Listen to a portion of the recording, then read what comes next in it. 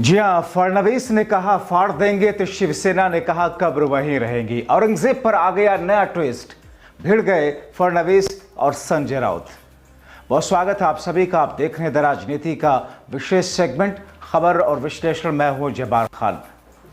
दोस्तों, 17 मार्च आते आते महाराष्ट्र में औरंगजेब के कब्र और मकबरे को लेकर के एक ऐसी जंग छिड़ गई जिस जंग को एक बार फिर से बाबरी का नाम दिया जाने लगा। आखिर ऐसी कौन सी स्थिति हो गई जिसको लेकर के यह कहा जाने लग गया कि साहब जैसे बाबरी का विध्वंस किया था वैसे औरंगजेब की कब्र का विध्वंस करेंगे। आखिर औरंगजेब की कब्र को लेकर के सियासत इस तरह क्यों गरमाने लगी जिसमें दो खेमे एक दूसरे के सामने तैनात होते नजर आए। और किस बात पर कहा महाराष्ट्र के मुख्यमंत्री देवेंद्र फडणवीस ने कि साहब अगर ऐसा किया तो फाड़ देंगे, तो संजय राउत ने कहा कि औरंगजेब की कब्र तो वहीं है, वहीं रहनी ही चाहिए और वहीं ही रहेगी। मामला उलझता हुआ जा रहा है।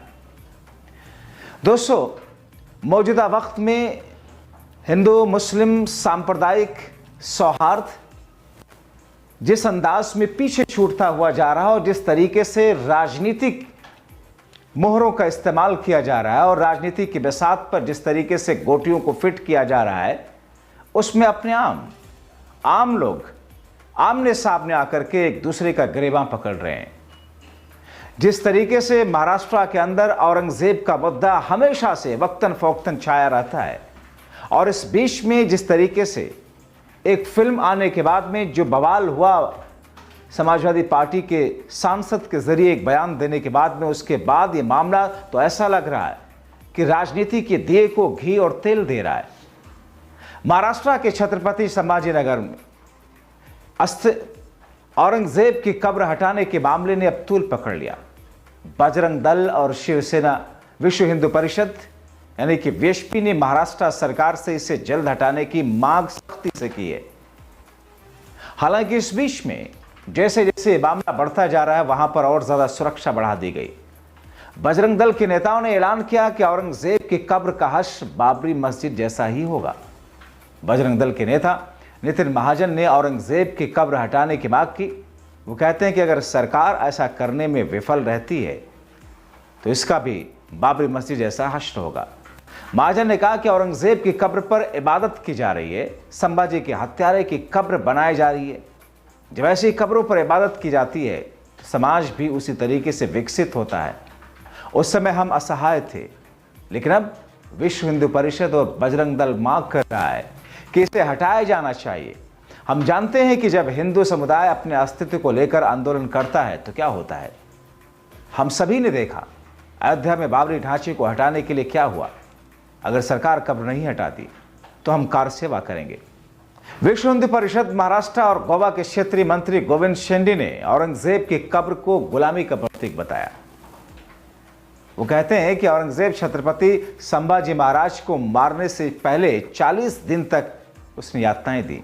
ऐसे क्रूर शासक का निशान क्यों रहना चाहिए।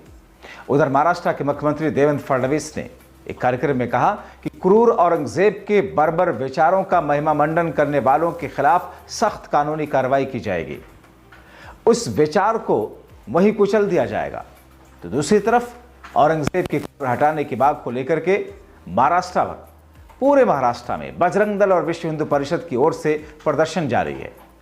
इस दौरान मुगल आक्रांताओं के पुतले भी जलाए जा रहे हैं। तेलंगाना के गौशमा महल में बीजेपी विधायक हिंदुवादी नेता टी राजा सिंह ने कब्र हटाने की मांग की। वो कहते हैं कि मैं विश्व हिंदू परिषद और बजरंग दल की मांग का समर्थन करता हूं। आपको बताऊं कि इससे पहले टी राजा सिंह ने केंद्रीय मंत्री गजेंद्र सिंह शेखावत को 15 मार्च को चिट्ठी लिखी थी। छत्रपति संभाजी नगर जिले में मुगल साम्राज्य और औरंगजेब के मकबरे के रखरखाव पर भारतीय सर्वेक्षण यानी कि एएसआई द्वारा आवंटित खर्चे का विवरण मांगा। उन्होंने कहा कि आखिर हिंदू राजाओं की हत्या, मंदिरों को तोड़ने वाले, हमारी संस्कृति का दमन करने वाले औरंगजेब के मकबरे पर सरकारी खर्च का क्या औचित्य है। करदाताओं का एक भी रुपया उस तानाशाह की कब्र पर रखरखाव पर खर्च नहीं किया जाना चाहिए जिसने हमारे पूर्वजों को बहुत पीड़ा दी। उसे फौरन रोक देना चाहिए। मगर इस बीच में शिवसेना के नेता उद्धव गुट के नेता संजय राउत ने कब्र विवाद को लेकर बीजेपी नेताओं पर निशाना साधा। उन्होंने कहा कि औरंगजेब की कब्र मराठाओं के शौर्य का एक स्मारक है। यह आने वाली पीढ़ी को बताएगी कि किस तरीके से शिवाजी महाराज और मराठा सैनिक आक्रांताओं से लड़ते रहे। इन सब पर कांग्रेस का कहना है, कब्र हटाने से क्या मिलेगा, ऐसा क्या भला हो जाएगा। महाराष्ट्र में कांग्रेस विधायक विजय वडेट्टीवार ने कहा कि बजरंग दल और वीएचपी के पास करने के लिए कुछ कहा ही नहीं। वो नहीं चाहते कि महाराष्ट्र के लोग शांति से रहें, राज्य में विकास की गति को धीमे करना चाहते हैं।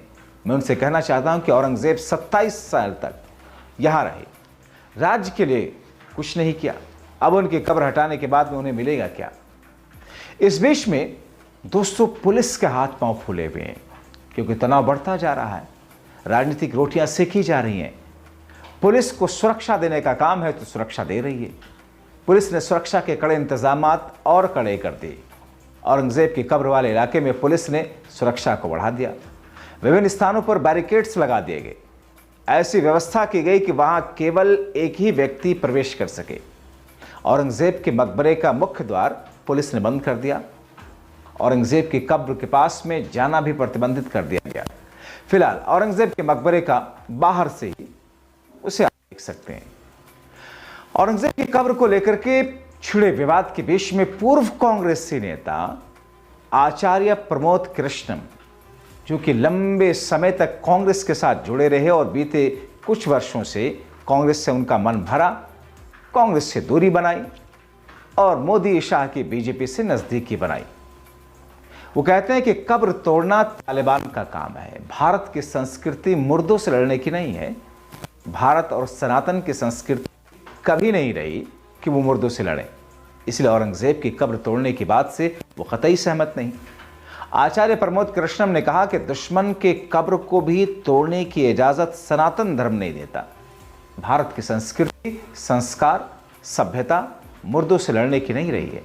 भारत के इतिहास को अगर गौर से देखें तो कहते हैं कि हमारा शौर्य, हमारा इतिहास शौर्य और पराक्रम से इतिहास भरा हुआ है। महाराणा प्रताप, छत्रपति शिवाजी महाराज, गुरु गोविंद सिंह जी महाराज ने कभी भारत की संस्कृति, सनातन और सभ्यता से समझौता नहीं किया। इसलिए किसी भी कब्र को तोड़ने से भारतीय संस्कृति की खिलाफ वर्जी होगी।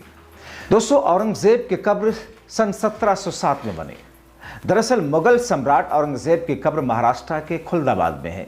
इतिहासकारों के मुताबिक 1707 में जब औरंगजेब का निधन हुआ तो उसकी इच्छा के अनुसार उन्हें खुलदाबाद में उनके आध्यात्मिक गुरु शेख जैनुद्दीन के दरगाह के पास दफनाया गया।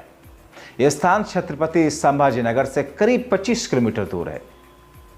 औरंगजेब की कब्र एक साधारण मिट्टी की बनी हुई थी, जिसमें बाद में ब्रिटिश वायसराय लॉर्ड कर्जन ने संगमरमर लगवाया। इसी स्थान को इतिहासकारों और धार्मिक दृष्टि से महत्वपूर्ण माना जाता है, जहां लोग आज भी श्रद्धांजलि देने पहुंचते हैं। लेकिन यह विवाद शुरू कैसे हुआ आपके सामने है। 3 मार्च का दिन था। अबू आसिम आजमी ने कहा कि हमें गलत इतिहास दिखाया जा रहा है, फिल्मों में गलत तरीके से इतिहास परोसा जा रहा है। इतिहासकारों ने लिखा है कि औरंगजेब ने भारत में कई मंदिर बनवाए। मैं उसे क्रूर शासक नहीं मानता। छत्रपति संभाजी महाराज और औरंगजेब के बीच में धार्मिक नहीं बल्कि सत्ता और संपत्ति के लिए लड़ाई थी। अगर कोई कहता है कि लड़ाई हिंदू और मुसलमान को लेकर थी तो मैं इस पर विश्वास नहीं करता। अबू आजमी ने कहा था कि औरंगजेब ने मंदिरों के साथ मस्जिदों को भी नष्ट किया। अगर वो हिंदुओं के खिलाफ होता तो 34% हिंदू उसके साथ नहीं होते। उसके शासनकाल में भारत की संवर्ण चिड़िया भारत को नहीं कहा जाता। इसे हिंदू मुसलमान एंगल से नहीं देखना चाहिए। सपा विधायक ने कहा था कि औरंगजेब ने 52 वर्ष तक करीब करीब शासन किया। अगर वो सच में हिंदुओं को मुसलमान में परिवर्तित करता तो सोचिए कितने हिंदू परिवर्तित हो जाते। 1857 के विद्रोह में जब मंगल पांडे की लड़ाई की शुरुआत की तो साथ सबसे पहले मुसलमान मुगल राजा बहादुर शाह जफर ने दिया था। मगर दोस्तों, जिस तरीके से ये पूरा का पूरा मामला ट्विस्ट होकर के आकर के एक बार राजनीति के केंद्र में आ गया है, उससे ऐसा लगता है कि इस मामले में अभी और ज़्यादा तेजी आएगी। महाराष्ट्र की सियासत हो, देश के दूसरे हिस्सों की सियासत, चुनावी राजनीति हो या फिर हिंदू मुस्लिम एकता और अखंडता को, सौहार्द को तोड़ करके नफरत के बीज को उसे मजबूत और तनादार दरख्त बनाने की कोशिश जाहिर तौर पर सियासी पार्टियों की तरफ से की जाती है, की जाती रही और आगे भी की जाती रहेगी। लेकिन ये बात सत्य है कि औरंगजेब का इतिहास ठीक वैसे ही है जैसे वीर सावरकर का। वीर सावरकर की जिंदगी को 3 हिस्सों में बांट करके देखा जाता है। एक वो हिस्सा जिससे किसी को विरोध नहीं हो सकता है, हर कोई उन्हें अपना आइडियल मान सकते हैं। एक वो हिस्सा जिसमें वो कमजोर पड़ते दिखे, और एक वो हिस्सा जब वो ब्रिटिशर्स के तई उनके प्रति काम करते हुए, उनके लिए एक तरीके से काम करते हुए देखे। इसी तरीके से औरंगजेब की जिंदगी का, उसके शासन के 2 हिस्से हैं। एक वो जो उसे निहायत ही क्रूर शासक बताते हैं, एक वो जिसमें वो सिर्फ और सिर्फ सत्ता बचाने के लिए हिंदू और मुसलमानों को एक नज़र से देखते हुए जो सलूक उसने हिंदुओं के साथ किया वही मुसलमानों के साथ किया। आप क्या सोचते हैं?